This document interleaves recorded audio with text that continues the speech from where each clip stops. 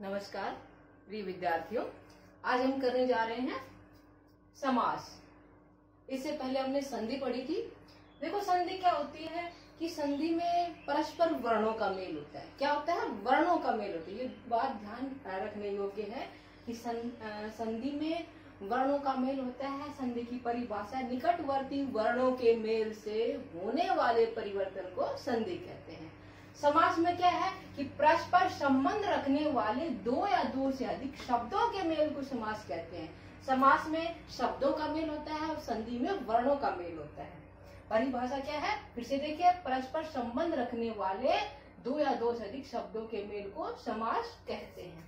अब समास में चार चीजें नोट करने के लिए बहुत जरूरी है।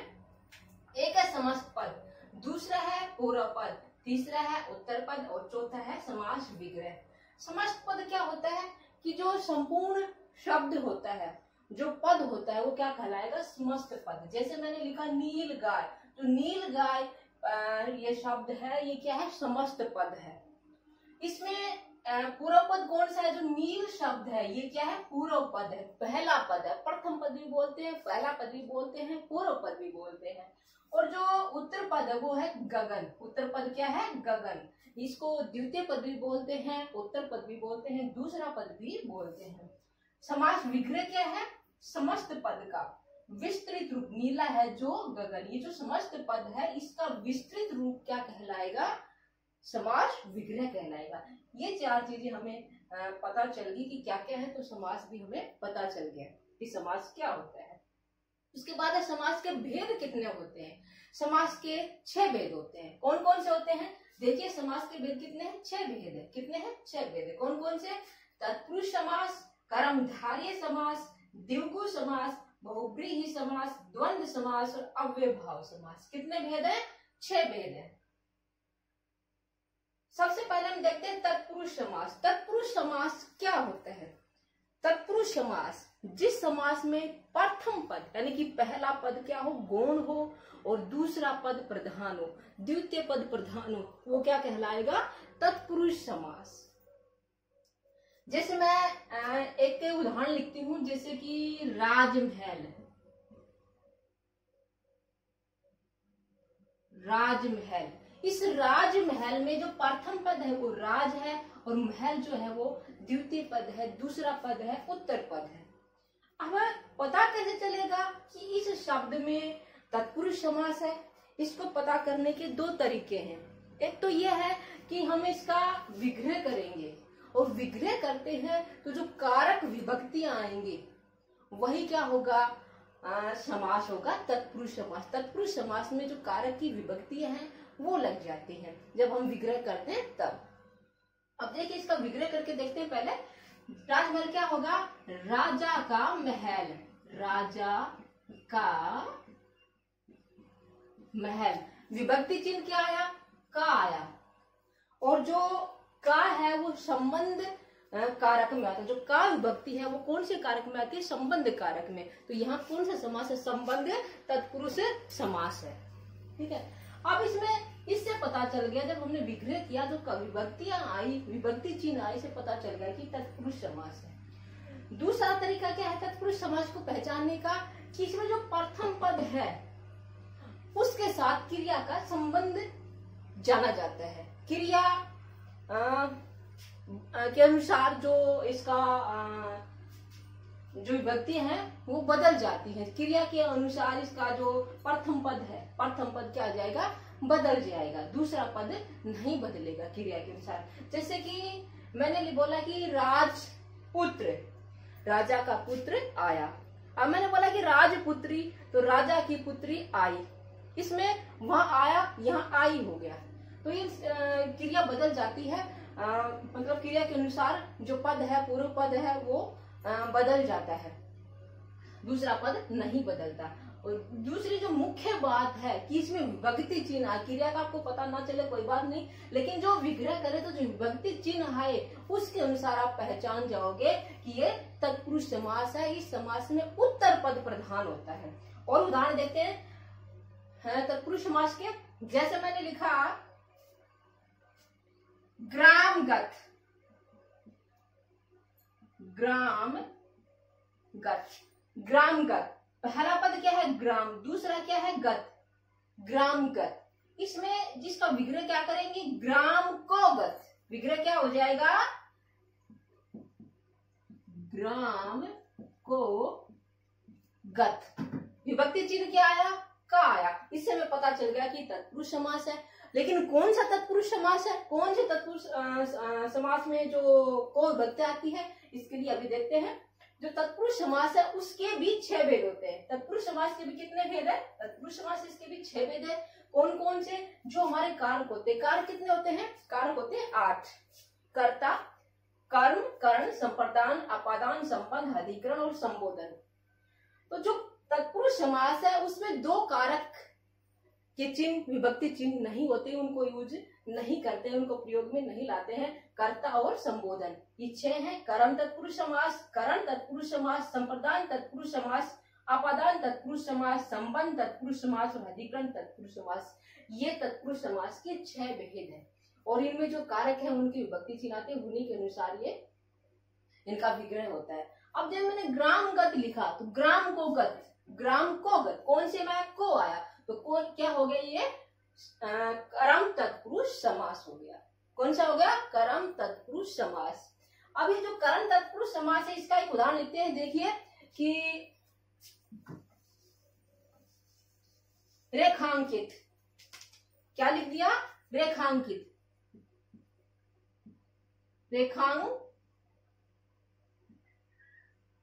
रेखांकित।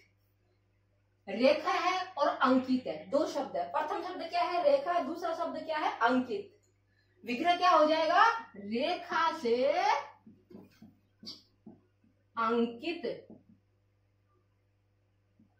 रेखा से अंकित। से विभक्ति चिन्ह आया, से यहाँ साधन का, जो करण तत्पुरुष समास इसमें से या के द्वारा इसमें साधन का बोध होगा। तो रेखा से अंकित, इसलिए कौन सा तत्पुरुष समास हो गया, करण तत्पुरुष समास।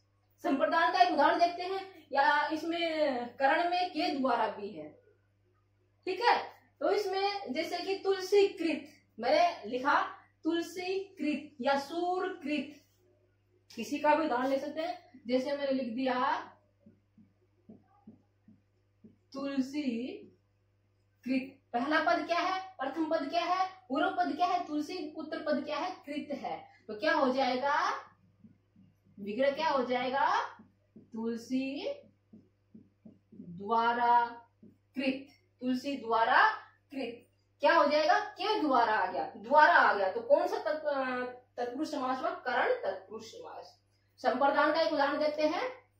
संप्रदान का जो विभक्ति चिन्ह वो क्या होता है, के लिए होता है, के वास्ते होता है, के निमित्त होता है।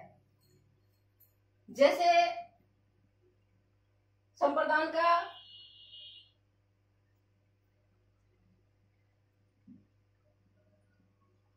रसोई घर, रसोई घर, पहला क्या है रसोई, दूसरा शब्द क्या है घर है। प्रथम पद रसोई है, उत्तर पद क्या है घर है। विग्रह क्या हो जाएगा, रसोई के लिए घर, रसोई के लिए घर, या के लिए आया विभक्ति चिन्ह, तो क्या हो जाएगा, संप्रदान तत्पुरुष समास। ठीक है, अपादान का देखते हैं। देखो अपादान में विषय विभक्ति है और करण में विषय विभक्ति है। पहचानेंगे कैसे कि कहाँ अपादान है और कहाँ करण तत्पुरुष समास है। तो इसमें जहाँ साधन का बोध होगा, साधन का बोध होगा, वहां क्या होगा, करण तत्पुरुष होगा। और जहाँ अलग होने का भाव होगा, जहाँ लज्जा होगी, जहाँ डर होगा, जहाँ निकलने का भाव होगा, वहां क्या होगा, संप्रदान आपादान तत्पुरुष समास। इसका उदाहरण देखते हैं आपादान का। जैसे धर्म विमुख, धर्म विमुख, धर्म विमुख, पहला शब्द धर्म है, दूसरा विमुख है, दोनों पद हो गए। इसमें क्या हो जाएगा, धर्म से विमुख। विग्रह क्या होगा, धर्म से विमुख, से विभक्ति आया, लेकिन क्या हो गया, धर्म से अलग हो गया, हट गया है, इसीलिए क्या है, आपादान तत्पुरुष समास हुआ। यहाँ अलग होने का भाव है से, इसलिए क्या हुआ, आपादान तत्पुरुष समास। एक शब्द और लिखती हूँ, भयभीत। भयभीत, भयभीत में कौन सा होगा, देखते हैं इसका विग्रह क्या होगा, भय से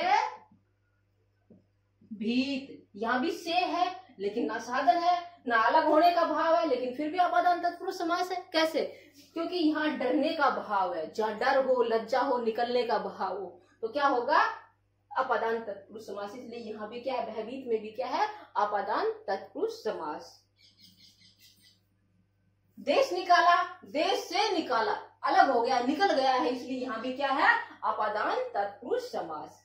फिर आता है संबंध तत्पुरुष समास। संबंध तत्पुरुष समास में क्या होगा, ये संबंध का पता चलेगा। जैसे मैंने लिखा था कि राजमहल, राजा का महल, वहां का के की संबंध का आया, राजपुत्र, राजा का पुत्र, ठीक है, यहाँ भी क्या है, संबंध तत्पुरुष। राज पुत्र, पहला पद राज, दूसरा पद क्या है, पुत्र, विग्रह क्या हो जाएगा, राजा का पुत्र। का आया, का संबंध को बता रहा है, इसलिए तत्पुरुष समास हुआ। कौन सा तत्पुरुष, संबंध तत्पुरुष समास हुआ। गुड़दौड़, गुड़दौड़ का विग्रह क्या होगा, घोड़े की दौड़। यहाँ क्या आया, की आया, की विभक्ति चिन्ह, इसलिए क्या हो जाएगा, संबंध तत्पुरुष समास। फिर आता है अधिकरण तत्पुरुष। अधिकरण तत्पुरुष में विभक्ति चिन्ह है में और पर, इसमें साधन का बोध होता है। उदाहरण देखते हैं, समझ जाओ उदाहरण से, जैसे कि जलमग्न, जलमग्न, पहला पद जल है, दूसरा मग्न है, विग्रह क्या हो जाएगा, जल में मग्न। जल में मग्न, जल में मग्न, में आया, इसलिए क्या हो जाएगा, अधिकरण तत्पुरुष। आप बीती, आप बीती, विग्रह क्या हो जाएगा, आप पर बीती। पर विभक्ति चिन्ह आया, इसलिए कौन सा हो गया, अधिकरण तत्पुरुष समास। ठीक है, ये थे तत्पुरुष समास के 6 भेद। फिर से देखिए, कर्म तत्पुरुष समास, करण, संप्रदान, आपादान, संबंध और अधिकरण। कर्म का है को, करण का है से, के द्वारा, संप्रदान के लिए के, वास्ते, आपादान से अलग होने के भाव में, संबंध का के की, और अधिकरण में पर। फिर आता है कर्मधारय समास। कर्मधारय समास, कर्मधारय समास में क्या होता है कि इस समास में पहला पद या तो विशेषण होता है या फिर उपमेय अथवा उपमान होता है। कर्मधारय समास, इसमें पहला पद क्या होगा, विशेषण या उपमेय अथवा उपमान होगा। विशेषण का आपको पता है, विशेषण क्या होता है, संज्ञा की विशेषता बताने वाले शब्दों को, संज्ञा सर्वनाम की विशेषता बताने वाले शब्दों को क्या कहते हैं, विशेषण कहते हैं।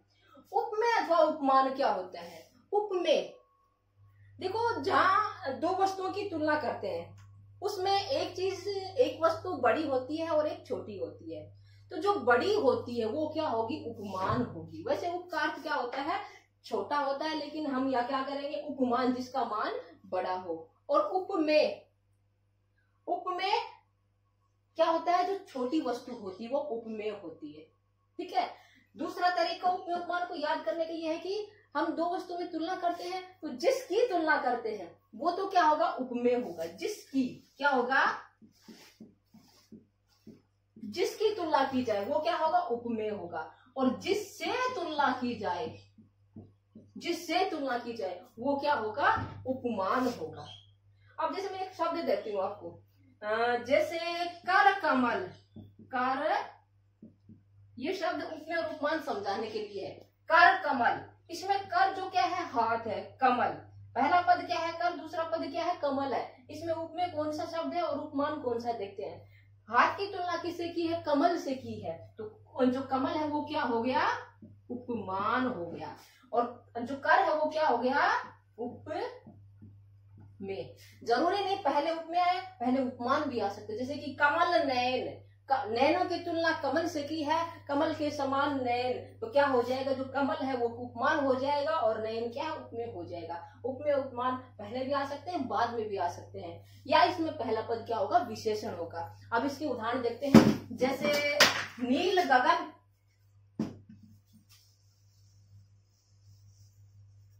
नील गगन हमने पहले लिख चुके हैं। जैसे मैंने लिख दिया पीतांबर, पीतांबर, पीत और अंबर, पहला पद क्या है, पीत है, दूसरा पद क्या है, अंबर है। विग्रह क्या हो जाएगा, पीत है जो अंबर, पीत है जो अंबर। अंबर वस्त्र, वस्त्र की विशेषता कैसी है कि वो पीला है। अंबर की विशेषता बता रहा है कि जो क्या है, पीला अंबर है। इसलिए कौन सा, पहला पद क्या हुआ, विशेषण हुआ, दूसरा पद क्या, इसमें संज्ञा है, इसीलिए यहाँ क्या, कर्मधारय समास। एक बात और है कि जो पीतांबर शब्द है, इसमें किसी तीसरे के लिए बताया जाए तो वहां बहुब्रीहि समास भी होता है। पीतांबर में बहुब्रीहि समास और कर्मधारय समास दोनों होते हैं, लेकिन विग्रह पर डिपेंड करता है कि यह कौन सा समास। अगर विग्रह होता है पीत है अंबर जिसके, किसी तीसरे के लिए आता श्री कृष्ण, तो वहां क्या हो जाएगा, बहुब्रीहि समास हो जाएगा। देखिए यहाँ अंबर की विशेषता है, पीले वस्त्र की विशेषता है, वस्त्र की विशेषता क्या है, वो पीला है, इसलिए क्या होगा, कर्मधारय समास। नील गाय, नील गाय देखते हैं, नीली है जो गाय, नील शब्द देख लेते हैं, नील गाय, पूरा पद नील है, उत्तर पद क्या है, गाय, तो गाय की विशेषता क्या है, नीली है जो गाय, तो गाय की विशेषता नीली है, इसलिए क्या हो जाएगा, नील शब्द विशेषण है, गाय संज्ञा है, पहला पद विशेषता बता रहा है, इसलिए क्या हो गया, कर्मधारय समास। उपमेय उपमान का देखते हैं उदाहरण, जैसे कि चंद्रमुख, चंद्र मुख, या चंद्र शब्द पूरा पद है और मुख उत्तर पद है, चंद्रमा के समान मुख, विग्रह क्या हो जाएगा, चंद्र के समान मुख। चंद्र जो शब्द है, मुख की तुलना चंद्र से की गई है, चंद्र उपमान है और मुख क्या है, उपमेय है, पहला पद क्या है, उपमान, दूसरा पद उपमेय, इसलिए यहां भी क्या है, कर्मधारय समास। आगे है द्विगु समास। द्विगु समास में क्या होता है कि जिस समास में पहला पद संख्यावाचक हो, जिस समास में क्या हो, पहला पद क्या हो, संख्यावाचक हो, गणना के बारे में बताए, संख्या के बारे में बताए, इसे वो क्या होगा, द्विगु समास। जैसे चौमासा, चौ शब्द प्रथम पद है, मासा शब्द क्या है, उत्तर पद है, चौमासा, 4 मासों का समाहार, क्या हो जाएगा, 4 मासों का समाहार। पहला पद क्या है, 4 है, 4 जो शब्द है, चो है, वो 4 संख्या को बता रहा है, इसलिए क्या होगा, द्विगु समास। जैसे अष्टाध्यायी, 8 अध्यायों का समूह, जो अष्ट है वो क्या है, संख्यावाचक है, इसलिए क्या हो जाएगा, द्विगु समास। 9 घर है, 9 घरों का समाहार, क्या हो जाएगा, नव ग्रह, क्या हो जाएगा, 9 घरों का समाहार। पंचवटी, 5 वटों का समाहार, पंचमुख, 5 मुखों का समूह या समाहार, क्या हो जाएगा, द्विगु समास। फिर है हमारा बहुब्रीहि समास। बहुब्रीहि समास में क्या होता है कि जिस समास में ना पहला पद प्रधान हो और ना ही दूसरा पद प्रधान हो, कोई तीसरा ही पद प्रधान हो, वहां क्या होता है, बहुब्रीहि समास होता है। जैसे चतुर्मुख,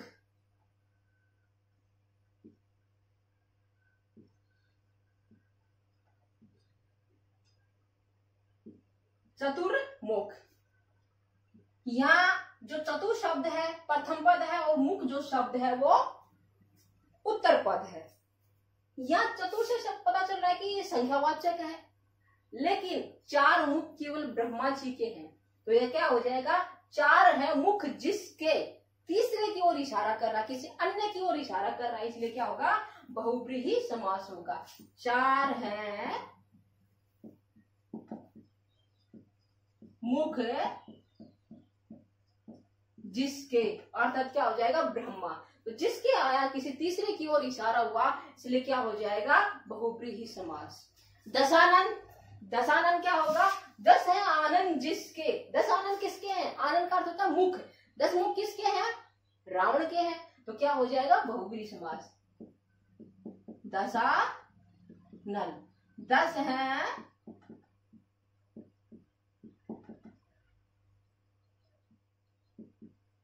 आनंद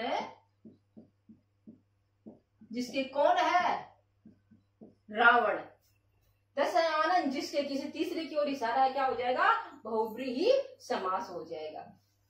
षडानन, षड है आनंद जिसके, षड आनंद किसके, षड का अर्थ होता है 6, 6 आनंद किसके होते हैं, 6 मुख किसके होते हैं, कार्तिकेय के। कार्तिकेय कौन है, भगवान शिव का पुत्र, बड़ा पुत्र है, छोटे गणेश जी हैं, तो उनके 6 मुख है, इसलिए क्या हुआ, बहुव्रीहि समास, षडानन। षडानन, षड जो शब्द है प्रथम पद है, आनंद है वो दूसरा पद है, इसलिए क्या हो जाएगा, षड है आनंद जिसके, कार्तिकेय, तो क्या हो जाएगा, बहुव्रीहि समास। इसमें तीसरा पद प्रधान है। आगे देखते हैं द्वंद्व समास। द्वंद्व समास में क्या होता है कि ना तो पहला पद प्रधान होता है और ना ही दूसरा पद प्रधान होता है, ये दोनों क्या होते हैं, बराबर के होते हैं, दोनों का समान हिस्सा होता है, समान हिस्सेदारी होता है। और द्वंद्व का अर्थ होता है लड़ाई झगड़ा, दोनों आपस में एक दूसरे से आगे बढ़ने की कोशिश करते हैं, इसलिए दोनों बराबर के रहते हैं। और इसमें योजक चिन्ह लगा हुआ होता है, इसकी पहचान क्या मिलेगी, योजक चिन्ह, जैसे कि माता पिता, योजक चिन्ह लगा हुआ है, हम पहचान जाएंगे कि द्वंद्व समास है। और विग्रह क्या होगा, माता और पिता, विग्रह किया तो और लग गया, और वैसे क्या आ जाएगा, योजक चिन्ह आ जाएगा, हमें पता चल जाएगा कि द्वंद्व समास है। भाई बहन, भाई बहन, भाई और बहन, क्या हो जाएगा, द्वंद्व समास। देवासुर, एक शब्द लिखती हूं, देवासुर, देवासुर। देखो देवासुर में योजक चिन्ह नहीं लगा, लेकिन यहाँ क्या है, द्वंद्व समास है। कैसे इसका विग्रह करेंगे तो पता चलेगा कि इसमें द्वंद्व समास है। क्या हो जाएगा, देव और असुर, ठीक है, तो देव और असुर क्या हो जाएगा, देवासुर। तो यहाँ भी क्या है, और आया, इसलिए क्या हो जाएगा, द्वंद्व समास। धृतानन, धृतानन, धृत और धृतानन, धृतानन, धृत और अन, विग्रह क्या हो जाएगा, धृत अर्थात घी और अन, तो क्या हो जाएगा, द्वंद्व समास। कई बार योजक चिन्ह नहीं आता, फिर भी द्वंद्व समास होता है, वो हम विग्रह करते हैं तब पता चल जाता है कि कौन सा समास है। उसके बाद होता है अव्ययभाव समास। अव्ययभाव समास में क्या होता है कि इसमें जो प्रथम पद होता है, जो पहला पद होता है, वो या तो अव्यय होता है या फिर उपसर्ग होता है। अव्यय अर्थात जिसमें किसी प्रकार का कोई खर्च ना हो, अविकारी शब्द, जो लिंग के कारण, वचन के कारण, काल के कारण परिवर्तित ना हो, जैसे हैं वैसे ही हमेशा रहे, वो क्या होते हैं, अव्यय होते हैं। या फिर जो पहला पद हो क्या, उपसर्ग हो, वहां क्या होता है, अव्ययभाव समास होता है। जैसे मैं लिखती हूँ यथाशक्ति, यथाशक्ति, यथाशक्ति, यथा शब्द प्रथम पद है और दूसरा शब्द क्या है, शक्ति। तो इसमें यथा शब्द क्या है, अव्यय है। जैसे ही हम वाक्य को जिस भी रूप में प्रयोग करेंगे, यथा, यथा का यथा ही रहेगा, इसलिए यथा शब्द क्या है, अविकारी है, अव्यय है, तो यहाँ क्या होगा, अव्ययभाव समास। विग्रह क्या हो जाएगा, शक्ति के अनुसार, शक्ति के अनुसार, तो क्या हो जाएगा, अव्ययभाव समास। मैंने लिखा प्रतिदिन, प्रतिदिन, जो प्रति शब्द प्रथम पद है और दिन जो शब्द है वो क्या है, उत्तर पद है। तो प्रति क्या है, उपसर्ग है, इसलिए क्या हो जाएगा, अव्ययभाव समास। विग्रह क्या हो जाएगा, प्रत्येक दिन। दिनों दिन, दिनों दिन शब्द दिन ही दिन, क्या हो जाएगा? दिनों दिन, दिनों दिन, पहला पद दिनों है, दूसरा पद दिन है, तो क्या हो जाएगा? दिन ही दिन। इसलिए क्या हुआ? अव्ययभाव समास। हर रोज, प्रत्येक रोज, क्या हो जाएगा? अव्ययभाव समास। ये थे हमारे समास। उम्मीद करती हूँ आपको समास अच्छे से समझ में आ गए होंगे। यदि वास्तव में आपको अच्छे से समझ में आए हैं तो वीडियो को लाइक करें, शेयर करें। यदि चैनल पर नए हैं तो सब्सक्राइब भी करें। धन्यवाद।